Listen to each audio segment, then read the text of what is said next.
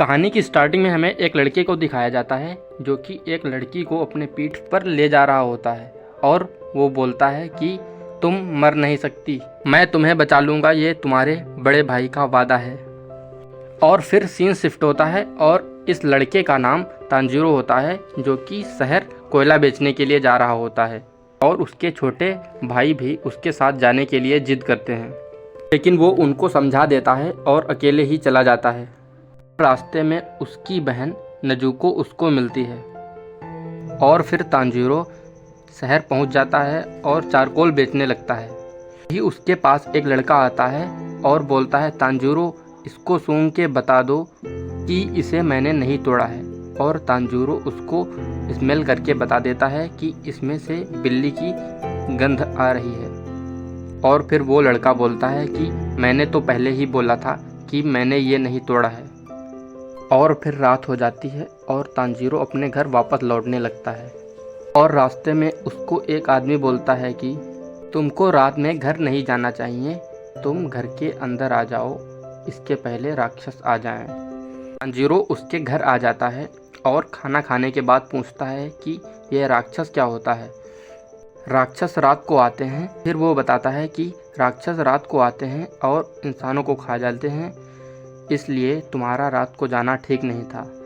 और फिर सुबह होते ही तांजीरो अपने घर की ओर निकल पड़ता है। पहुंचता है वैसे ही उसको खून की स्मेल आने लगती है। वह भाग के अपने घर की तरफ दौड़ता है और घर जाके देखता है और वो देखता है कि उसके घर वालों को किसी ने बहुत ही बुरी तरह से मार डाला होता है। देख के वो बहुत ही ज़्यादा हैरान हो जाता है। तभी वो देखता है कि उसकी बहन नजुको अभी भी जिंदा होती है। वह उसको पीठ पर उठा के हॉस्पिटल की ओर ले जाता है, लेकिन वो देखता है कि उसकी बहन भी एक राक्षस बनने लगती है और उसकी बहन उस पर अटैक कर देती है, लेकिन वह अपनी कुल्हाड़ी से उसको डॉज कर देता है और वो अपनी बहन से बोलता है कि मैं तुमको बचा के रहूँगा, मैं तुमको राक्षस नहीं बनने दे सकता।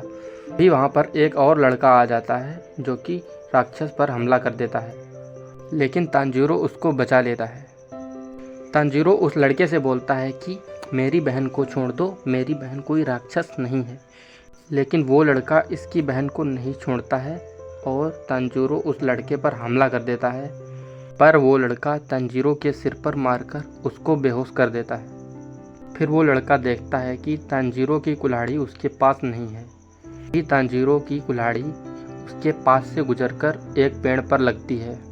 फिर वो लड़का तांजीरो की चालाकी देखकर बहुत ही ज़्यादा इम्प्रेस होता है कि कैसे उसने उसको अपनी चालाकी में फंसाए रखा।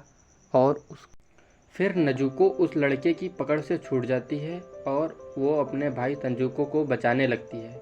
ये देख के वो लड़का हैरान हो जाता है कि ये एक राक्षस। फिर नजुको अपने भाई को बचाने के लिए उस लड़के पर अटैक करने लगती है, लेकिन फिर वो लड़का नजुको को बेहोश कर देता है।